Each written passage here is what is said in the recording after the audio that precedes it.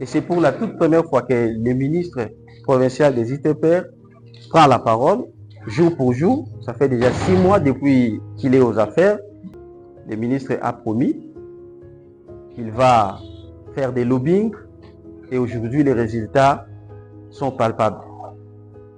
À cela, le ministre a un discours, un speech, un exposé qu'il va faire tout à l'heure. Et après cet exposé, il sera entre les très bonnes mains des chevaliers de la plume pour des questions. Mais je voulais ici préciser que, surtout je m'adresse à vous, chers confrères, les questions seront à Lingala pour permettre la meilleure audition à tous ceux-là qui vont nous suivre parce que ça sera un point de presse qui sera beaucoup plus diffusé sur le plan local. Alors, Excellence, vous avez la parole pour votre speech. Mesdames et messieurs de la presse, mes meilleurs vœux à vous tous. Merci.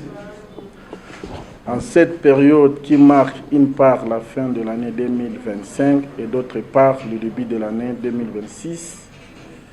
j'ai souhaité partager ces moments avec vous. Depuis notre nomination à la tête du ministère des Infrastructures, Travaux publics, Reconstruction et Aménagement des territoires de la province du Kwilu, par le gouverneur, son Excellence Dr Philippe Akamitona Ndolo, nous totalisons 6 mois jour pour jour et nous avons estimé nécessaire vous présenter ce dont nous avons pu accomplir sous le leadership du gouverneur de province. Étant femmes et hommes de médias, vous le savez tous que nous n'avons pas hérité d'une situation reluisante, mais nous n'avons pas non plus croisé les bras, car nous ne sommes pas arrivés à la tête de ce ministère en touriste plutôt qu'en travailleur. En nous confiant ce ministère, son Excellence Dr Philippe Akamitona Ndolo nous a donné un défi, celui de désenclaver la province du Kwilu pour aller au développement. Ayant choisi un technicien, ingénieur en bâtiment et travaux publics, modestement, nous pouvons dire que le gouverneur savait au moins notre dynamisme dans ces domaines, car les défis auxquels il nous a mis étaient énormes. Aujourd'hui, nous sommes fiers d'être devant vous parce que nous avons en seulement 6 mois accompli beaucoup de choses que vous allez découvrir tout au long de ce point de presse. En effet, après la remise et reprise, nous avons commencé par faire l'état de lieu en visitant les infrastructures de la province qui étaient, il faut le souligner, en mauvais état. Et nous avons fait rapport au gouverneur de province, son Excellence Dr Philippe Akamitona Ndolo, qui a donné les instructions fermes pour que le Kwilu soit désenclavé, car c'est l'une de ses priorités. Étant l'homme d'État, il nous a autorisé de faire des lobbying à Kinshasa au gouvernement central.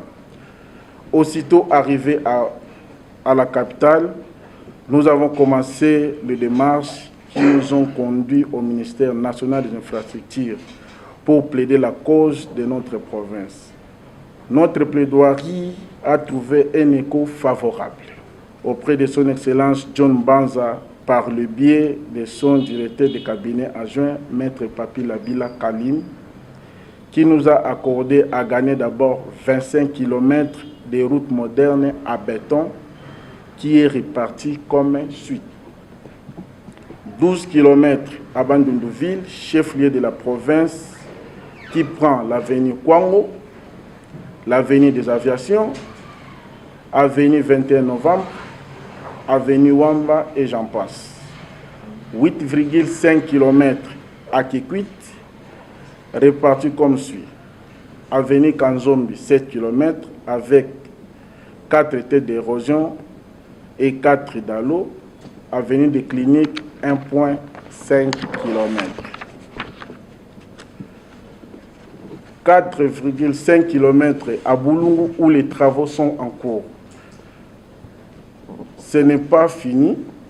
Nous avons aussi gagné la route provinciale 214 qui relie Boudjala jusqu'à la route nationale numéro 1 au PK 316, qui sera en terre bâtie. La route de Bachamba-Gungu, qui sera aussi modernisée. La route nationale numéro 18, ayant de Petit Kassai à Boulungu, de Makoso jusqu'à Vanga. Récemment, nous avons encore gagné 20 km de routes modernes qui seront divisées par territoire. Plusieurs autres projets sur lesquels nous avons plaidé sont en chantier et pourront être financés dans les jours à venir. Il s'agit de ponts, des écoles, des routes provinciales, des routes des dessertes agricoles, la construction des morgues, la construction des centres de santé et la réhabilitation des hôpitaux. Nous avons réhabilité les maisons officielles des gouverneurs, vice-gouverneurs et chefs de l'État, ici à Bandundu-Ville. Nous avons aussi gagné la réhabilitation de l'aéroport de Bandundu-Ville et de la ville de Kikwit, où les travaux sont en cours d'exécution. La réhabilitation des stades municipaux à Kikwit, les stades de Kazamba, à Boulungu et à Bagata. Quelques terres d'érosion sont financées dès à Kikwit, celles de Kagwa et Sankuru, in à Boulungu, l'érosion de Kialu, in à Vanga, dont celui qui menaçait la voirie de la cité de Vanga. Il faut noter que, sous notre leadership à la tête du ministère provincial des ITPR, nous avons aussi créé la cellule des infrastructures pour nous accompagner. Du côté Charrois automobile, nous avons déjà 10 motos qu'on a reçues grâce à notre partenariat avec l'entreprise OGEC. Et il y a d'autres surprises que je ne relève pas encore à ce stade. Voilà en quelques lignes ce que nous avons pu réaliser depuis notre arrivée au ministère des Infrastructures. Cela veut dire tout simplement que la confiance que le gouverneur a placée à notre modeste personne produit des effets car, nuit et jour, nous ne travaillons que pour le bien de l'ensemble de notre population. Maintenant, je suis à votre entière disposition, chers journalistes, pour des questions éventuelles. J'ai dit et je vous remercie. Merci beaucoup. Voilà, merci beaucoup. Je suis Noëlla Nwapia, le jumeau de la presse. Lokola modérateur aloba qui peut de poser ma question à Lingala. Topesi merci mingi et tosepeli na discours oyo excellence asali. Excellence mutuna na ngai liboso ezali boy. Nini population bakoyi kosimba si l'état plutôt d'avancement ya ba travaux ya bétonnage ya voirie urbaine ya Bandundu po lelo oyo mingongo ezali kotomba mapona ko dénoncer lanterne oyo misala wana ezali ko salema également ni ezali ko empêcher démarrage ya ba travaux ya bétonnage ya ville ya Kikwit. Mutuna mibale ezali boye bayi population balingi bayeba pona nini misala ya kotonga ba chapiteau ekatani pe lisusu balingi koyeba malamu pona arrivage ya ba chapiteau oyo sango etambolaki na ba réseaux sociaux ke ekowita na présidence tokome wapi pona kosukisa bana ya mboka balingi bayeba clair par rapport ya promesse au pesaki bango okei kosomba ba chapiteau na Dubaï. Balingi bayeba est-ce que ba chapiteau wana eza na Bandundu-Ville? Merci beaucoup. Merci beaucoup ndeko Noëlla ya Cul 24 et à Bajimon de la presse. Première question na yo soki na landi malamu otuni population ekoki kosimba nini pona état d'avancement ya misala oyo salama ya bétonnage na province na biso ya Kwilu. Kaka na ville Bandundu te parce que zatina ke Kwite Bolongo. Misala eza na kosalema naza site tamboli na bino ba journaliste pour bomona ndenge nini entreprise eza na ko exécuter misala. Tout d'abord, tant que signer contrat, tu signer contrat mon cause de là qui l'entreprise il faut après financer misala na ye na mbongo na ye moko après gouvernement et que bando kozongisa mbongo na ye ndenge azoko exécuter misala. C'est pour mona que misala et bando kende impélant parce que ça mbongo na bango mo bande ko sala. Mais le lot à ma connaissance en tant que ministre de l'infrastructure, gouvernement est foutu bango déjà 30%.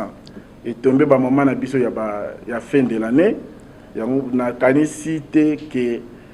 les jours à venir misala zalana à lire au bozomona misala sala makitoko p ba ko accélérer parce que bah déjà financement il y a 30% et les 30% bah je vais éclairer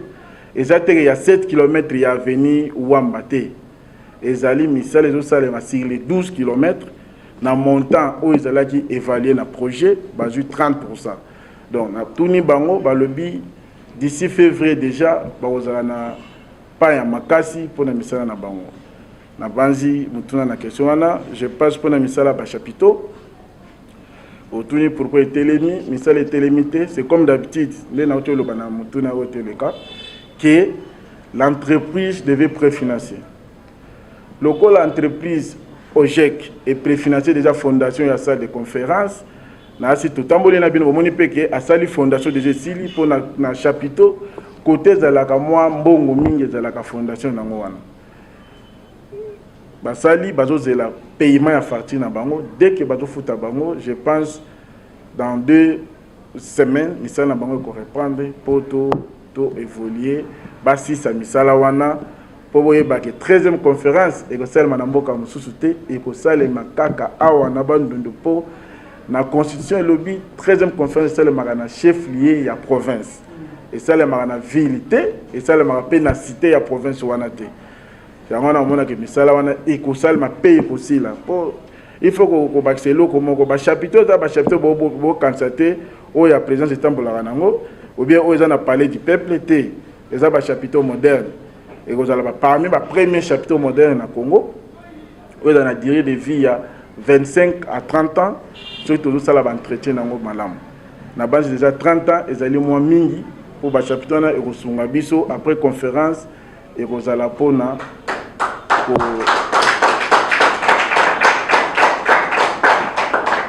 pour la population bandundu ba nouveau au ba bala et on a vu na ba conférence na biloko misu sur ça maliboso pour na kokende ko somba bato ba lobi ke na prometteur ba na somba chapter ya 13e conférence té na ministre de finance té na ministre de infrastructure de ba chapiteau to signaki contrat na entreprise et ça entreprise de kende ko somba. J'étais parti à Dubaï juste pour visiter quel type de chapiteau me la biso na bandundu. Est-ce que ezali auto mesana ko mona ya mike ou me la raté ou bien ezali oyo pena to signer le contrat ya zana durée de vie ya 25 ans. Na kende ko tala de qualité ya biloko o ba sombeli pop ezo salema na Congo te ezo salema na Dubaï. Boko mona ba jour ezoya to kozana ba indien ba technicien o bakoya pour ba différents ba marocains baza ba tout mingi ba au moins 12 délégations à 12 ou 10 personnes ba oya pour na remonter ba chapiteau wana pour les ba chapiteau complet et za nationalisation na kati et za teso zo bala bande lo ko ba bafleté et za la nationalisation nango et kozala na équipement nango nyonso ba kit fourniture ya biloko za na kati nyonso kozala donc na kende la qualité ba kiti qualité il y a climatisation dans le la qualité paye à chapiteau. C'est pourquoi moi qui n'a qu'un qui Dubaï. Donc il faut le voir le ministre de l'infrastructure en somme bagaté, le ministre de l'infrastructure a un compte bancaire té. Bon il y a province et a toujours logé dans le ministère de la finance. Où le gouverneur a payé sa piano, il y a dépenser pour la province naï. Donc les alités que le ministre de l'infrastructure, sur le banque nous bon un compte mon côté le ministère de l'infrastructure. Pour mbongo ezala ke ministre de l'infrastructure ke ndosomba na bazi na mituna na yobi ya nango yango wana voilà ndenge ndeko uti koloba nazali monsieur Joseph Felo Jeff soki bolingi ya lokole information na kozala na ba préoccupation mibale et des fois kozala na ba moko yango mibale kozala na ba voler ya liboso ezali ya koyeba penza polémique ezali na mboka koloba ke misala oyo lié na bétonnage na aéroport ezali plus sur 13e conférence topé kokoma ya mokonzi ya mboka Félix Antoine Tshisekedi awa outi koloba ezali parmi na baactif ya ba projet na biso omeka penza ko préciser pe ko banga ezali na ngambo tu kaka ya question wana na mboka na biso ba inachevé etikalaka mingi tomoni déjà libulu toyeti ko visiter yo outi koloba ke mbongo deya déverser assurance nini ozali kopesa na bandeko ke misala wana ekokoma na suka na parti mosusu ko permettre lokola tozwi yo tolukaki bino penza po tozwa ba précision tozwaki te tokoka koyeba polémique mosusu ezalaki na ba réseaux sociaux ekomaki penza etamboli ke ministre Mbumbudi excellence ayebi bongo ko détourner mbongo ya ndeko mwasi moko azali na poto apesaki ye pour ke asala contrat yango bosinyaki na 2023 mais ti lelo suite ezalaka te réaction na bino penza ekozala nini autour ya balégation biso toyokaki voilà répondre bino yango très bien na basi ezali vie privée te biso na bandundu na bani na question ya suka mpona ke na question ya liboso biso na bandundu tolingani te biso bana ya kwilu ntango nasali projet ya 25 km bandeko na biso bapapa oyo baza mikolo baza pemeni ya président de la république oyo baza bapoliticien ya kala ya province ya kwilu bandimaki teke province ya kwilu gouverneur ya province akoki koganye 25 km ya route na kati ya province ya kwilu ntango nakei ndenge nakauti koloba na exposé ntango gouverneur atindi ngai na capitale na biso ezala Kinshasa ke je te fais confiance ke ndeko bunda oyana osala ba lobbying na yo oyela biso résolution na biloko oyebisanga ke donc mboka na biso banzela ezali malamu te na ikomba le babwala ke ya kufwa banjila même fois mingi ntango nakomi na Kinshasa nakendeki puisque faut boyeba eloko moko ke nazali ingénieur de formation na sisi na IBTP nazali ingénieur full donc ezali je pense première fois ingénieur à diriger ministère ou infrastructure na province na biso ya Kwilu tango na kei bayoki ke bana wana na gouverneur mwana wana na gouverneur bocho gagner 25 km et pesa ki bango palpite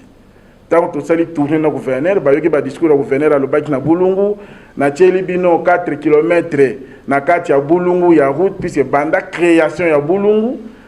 ti lelo tozwana no eloko wana te et pesa ki motema likundu na bandeko na biso ba politicien o bazali liboso niveau national yango bakende ko pesa mbongo so botali journaliste wana zaka kama mwana ya Kwilu ba pesi mbongo salaire biso pourtant to kota na ba bureau ba ministre national ba yambaka biso ba lobake mbongo ya moke ya détournant mbongo ya munena ko sala musala te c'était juste côté la biso ne ba français ba lobaka ba pot de banane nzela na biso mais naza mwana nzambe naza grand esprit bomoni ke ba marché zoya natangi ba marché za déjà financé ezate ke za théâtre tant ba jument de la presse ozala ki tant na sala ki descente liboso na ville province ya Bandundu boyoka ki koloba ya bana mboka boyoka ki même bino ba jeune boloba ki ah ministre fana na yo nzela o ya kwango esilisa biso ko filmer financement ya kate na ebisa bino ke Ecclésiaste chapitre 3 verset 1 à 10 et le but chaque chose en son temps.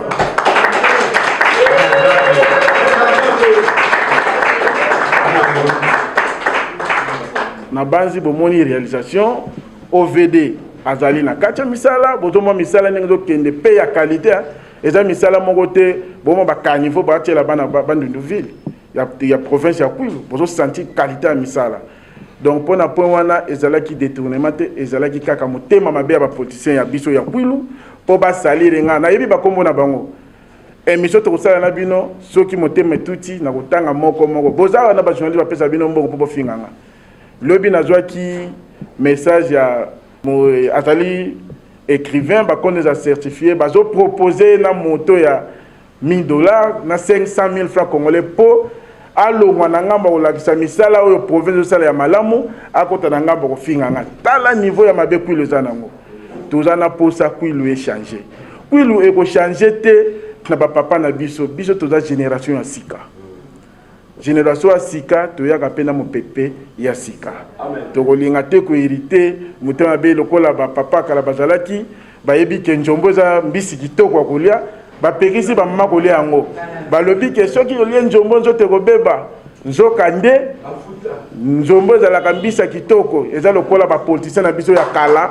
balingaki te biso bajeune tokota na politique balingaki bango bakosala biso ke politique eza nzia mabe bazalaka wana botali banda province na biso oyo ezalaki graba ndundu lelo tokoma na province ya Kwilu boyo koloba gouvernement nini ezwa déjà plus de 50 km en route moderne na province oyo ezali mbala liboso esuki pe wana te tozana ba stade minzo tongama na bakata biloko wana ezopesa ba papa na mitema pasiti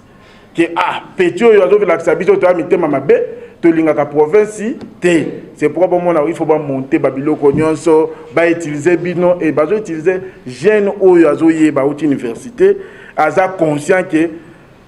ministre na biso azosala pona intérêt ya biso population intérêt ya mboka na biso mais bozo kota na je likolo ya 50 000 francs likolo ya 100 000 na sepelaki na jeune ndeko na biso ninga répondaki mutona ke nazali pona banti valeur te tozolakisa oyo ezosalama yo mpe soki osala yo malamu tokokumisa voilà pona point ya misato ya kobandango pona oyo moni yango elobami mingi mais biso tikipaki yango te pona yebaki ndenge ebandaki po journaliste wana na moto aleka na émission baleka kosenga biso pardon balobi ke non moto te atindaki biso ntango na yango wana koyeba bato bazotinda bango mpona kosaliri ngai. Deuxième question soki nakozonga na première question ezali eloko moko boyeba ke na 2023 wana ngai nazalaki nano député te nazalaki pe ministre te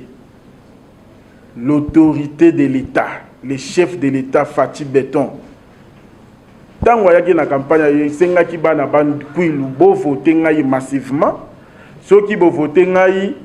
ont commis ça qui yasika. Alors, baki teke na kotinde la bino 13e conférence te alors baki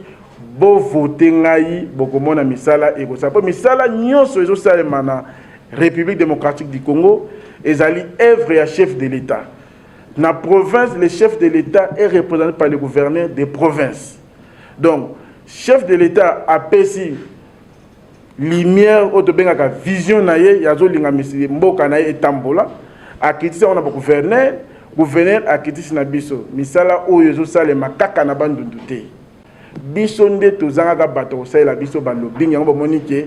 banda 2006 misala sale makate na province na biso. Titre comme en 2011, comme en 2018, c'est pas 19, au président Fatia Yaki, chaque année, le gouvernement central a un budget pour la province. Mais le budget est dans la tête, et Fandi, le confrère de ministre a présenté le budget dans l'Assemblée, le budget de non, budget de Gézali, non. Il faut voir un bateau, il faut faire le management. Comment on a arraché projet oya na territoire na biso projet oya na province na biso tango biso to koti na base to koma ina toza ba ministre à partir du mois de juin to tikala yika na 4 mois pour budget ekoya na 4 mois to di kozwa 20 km où ils allaient financer 25 km plutôt ils allaient financer déjà to jui ba chapiteau to jui et ba érosion ya ils ont dérangé ville na biso ya bandu ya Kikwit na asi lelo bozo tala bino ba journaliste bozo landa avenir Sankuru ezali moyen ezali te avenir Kagwa mais lelo nazolo ba mbongo ebimi déjà na ndambu ya 4 mois ya budget wana to réussi quand même bozo ba projet kotikala jamais inachevé pour chef de l'état pe alingati ka souvenir qui na leka qui président misala l'état et kotikala inachevé te et ko koma tina suka aéroport ndenge lobi ke zo pesa polémique eza polémique te eza misala chef de l'état to kende ko plaider ngai ministre infrastructure excellent gouverneur des provinces Dr Philippe Akamtuna Ndolo président de l'Assemblée provinciale au Robert la Pima Boko so Bondimi azo ko accompagner gouverneur na ba lobbying mingi na kati ya province na biso parce que ezali ko na carnet d'adresse politique ezate ko bino bomona kaka o poti basa na butu non politique d'abord il faut un carnet d'adresse non comme na Kinshasa na kokota wapi bureau oyo ezalaka wapi nani aza kuna ko faciliter nga na kutana moto X pona zoa eloko tozoluka tokende komona PCA RVA toyebisi province na biso ba aéroport ezalaka national ezali mibale ya Bandundu ville pe ya ville ya Kikwit eza na état moko ya mabe soki boye kosunga biso na financement oyo ezali na kati ya ministère na bino na kati ya domaine na bino to réhabiliter ba aéroport na biso yango na mona ke bandimaki et baye kosala misala wana nyonso wana ezali misala ekokonye pe kosila te bokomona tozana bino tozonga lisusu tina famba na bomona ke ministère kosila na logique banzelinge sala 6 mois mais boyebi financement ya l'état eza différent financement à projet l'état congolais moko alliant financer bino guerre ya est ezo bloquer biso makambo ebele omona guerre etomboki mbongo elinge sala nzela eke na makambo ya rébellion moyen misala kende na rapidité ezate mais bokomona misala nyonso ekosila ndenge ebandi pe ekosila tokomona Bandundu ville ya sika pe tokomona Bandundu ville na province ya Kwilu elati elamba ya sika analingaki na tuna makambo ya aéroport misala etelemi pona nini. Première question. Deuxième question ezali mikakatano nini oyo au ministère na bino ezali kokutana na yango sur terrain. Merci. Première question au lobby pourquoi misala aéroport etelemi. Misala aéroport etelemi te to signaki contrat RVA et signaki contrat so na lobby biso po ezali l'état. Tozala na l'état moko chef de l'état place de la kaka moko o nyonso to sala biso na ba province de la misala l'état to signer contrat na office de route pour esala les deux aéroports ya ville ya Bandundu pe ya ville ya Bolongo vite difficulté office de route azana ngo ya koyana ba matériel pe matériel na mboka na biso Bandundu bobeke province na biso tozana problème ya infrastructure routière. Il y a un pré-gouverneur de province, c'était Tongo me dit pourquoi ministre infrastructure faut na mona banzela avant au sala une année na mandat faut tout monde vraiment que Kwilu et bandi okoma désenclavé. Moyen biloko ya nzela ya camion bitu camion ou technicien ya awa réalité il faut qu'on soit toujours nzela ya mai au office de route ye moko amoni ke akokoka ngote tant to moni abandi ko sala misala na ye buno mo bomonaki kaka bino ba journaliste pe mingi bo bande ko loba na ba réseaux sociaux bo bande ko loba na télévision ke office de route azo kalingela biso goudron azo sala biso to mona boye ba crash ba sala na Bandundu tant bozo sala ba reproche bolobaka yango pamba te to kendeki to pesi rapport na ministre infrastructure nationale to ebisi ke aéroport ezo salema na ba aéroport ezo salema na province ya Bandundu ezo salema bien mingi parce que office de route na difficulté ya koya na ba matériel na province na kanisi bomoni mikolo toko leka to yaki na directeur ya cabinet adjoint ya ministre infrastructure John Banza le sénateur Papi Labila Kalim o ayaki awa ayaki te kotala bana Bandundu ayaki ko visiter à mon réellement est-ce que auto yebisi tozali contre office de route ou bien to lobby rapport aux ali fondé que ministère de seulement na norme te tant to yaki tant ba silisi visite na bango batala ki penzela batali pe ba place ba chef ba ki ba pesi rapport ba lobby effectivement ce tout office de route to kokunda bibembe belé na Bandundu ya bo moni ba yebisa ki office de route ba résilia ki contrat ba o bazala ki samedi bo monaki ACGT, Agence de Grands Travaux, où il y a la étude, il y a un projet, il y a un gouvernement, et il y a qui quitte la bande de ville pour bander la étude de l'aéroport, évaluer l'office de route salaki pour côté sa défi. Pourtant, l'office de route salaki de ville a tenu compte que bande de ville est allé enclavé, banzela où il y a des matériaux, des matériels, et allé faut que soit nzela ya mai. Ye asala ye kaka boni ndenge zalaka maçon donc au sali de vie au bosaki moi eloko moko tango bosani eloko wana e ko rattraper yo akoma ina difficulté ya comme ça biloko yango ba bazwa ki entreprise mususu Safrimex oyo azoko ya ko sala misala na aéroport ya Bandundu pe ya Kikwit. Bon, comment on a mis les ya que ça fait merci, mais la misala awa. Donc, télémité juste des changements d'entreprise. Il faut entreprise on est temps. Il y a quoi na ba équipement na ye, koya na ba matériaux pe matériel et resunga misala isalema. Difficulté autres anango boyebi qui difficulté énorme. Na ministère na biso na uti koloba awa bazoke tila biso ba pot de banane, potolonga te pour gouverner la simbisa ayo ki sa masoni na population qui azoko ka kosala musala te mais oyo azali mwana nzambe eli ya nzambe asala kaka oyo elekelaka bato.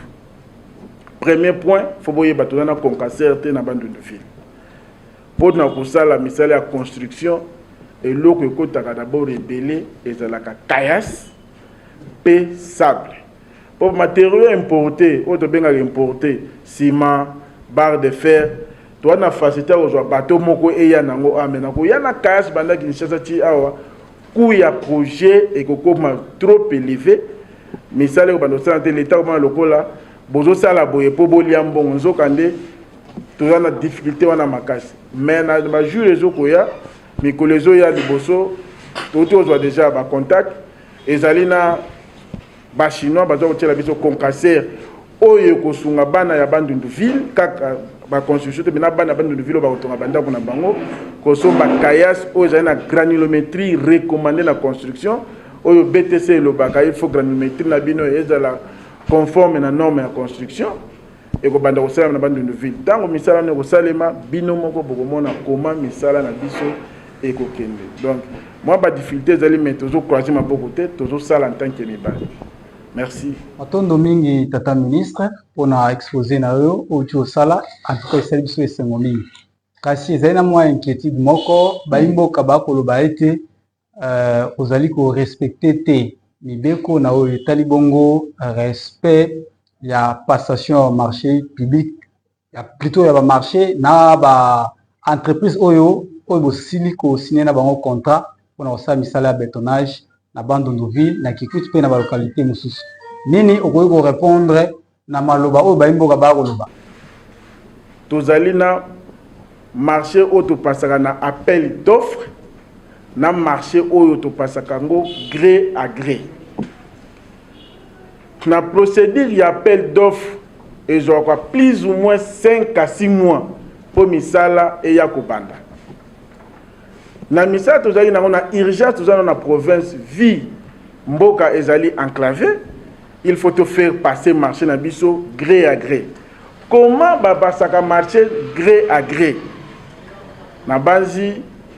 boko vérifier na ba juriste pe service na biso ya passation de marché bazali awa na Bandundu en tant que bajonné faut bokoma bo vérifier bozalaka te toyoki mais bokendaka na source po bozwaka ba miyano na ba mituna o population zo tuna bino biso tokomelaki direction provinciale ya marché public ya province ya Kwilu où ils allaient représenter na maître Nzei si je ne me trompe pas na secrétaire permanent na Bo Mailov bazala équipe na bango ba perpéti bazé belé tokomelaki bango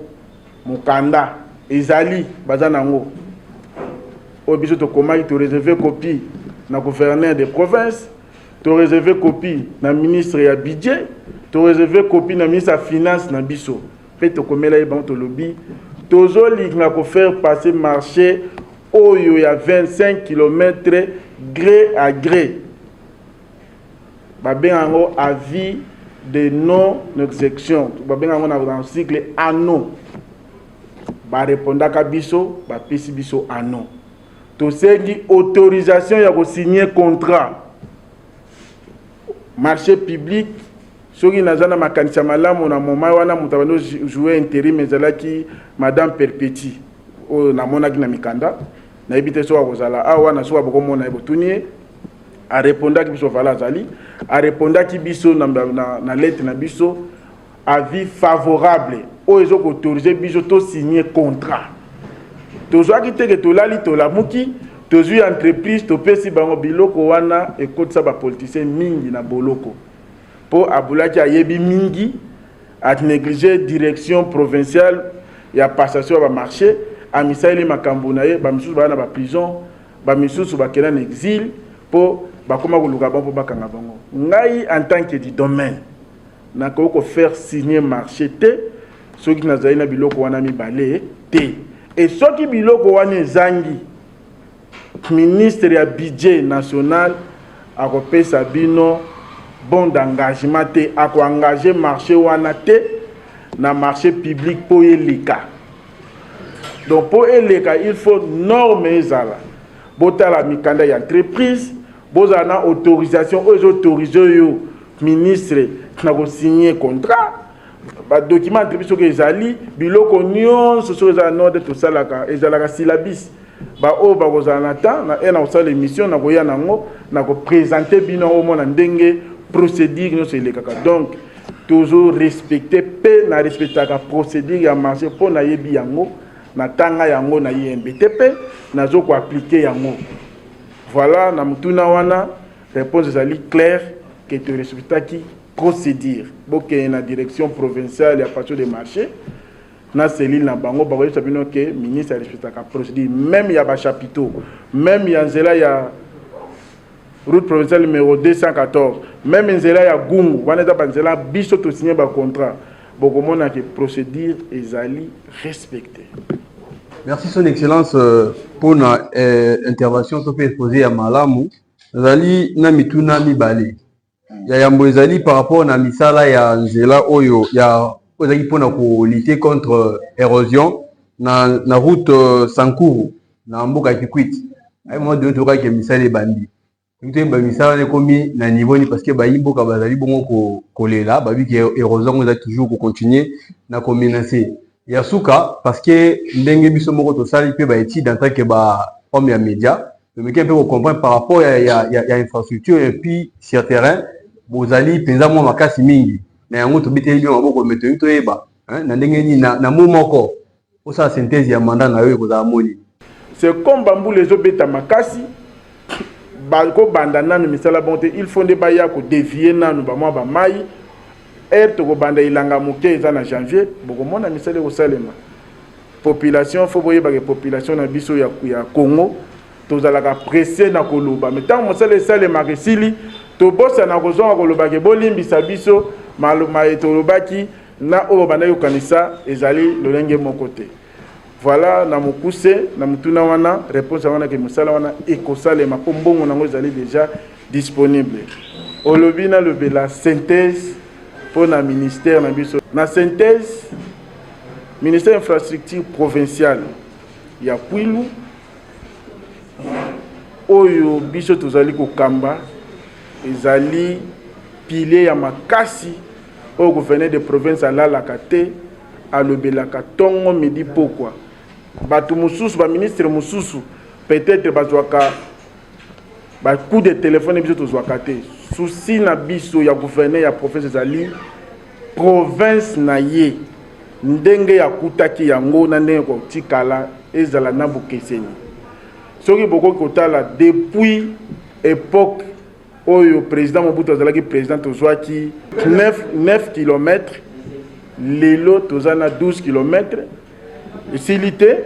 bomoni nzela tokeno tala na bino kuna OVD UP financement ya ba mètre moko eza wana 300 mètres de 250 mètres donc bozoma zaki toleki oyo basal esalema depuis habite sur 40 ans 30 ans ba mikolo bazalaki ba oyeba oyo esalema kolonga ya excellence docteur Philippe Akamito na ministre infrastructure bokomona Kwilu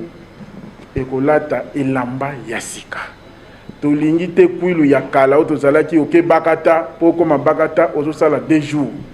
tolingi te Kwilu ozolongwa bandu de ville poko Kikwit osala 1 semaine gouverneur la province nanga ministre na ye tokoyebisa bino ke tour oyo kisalume banda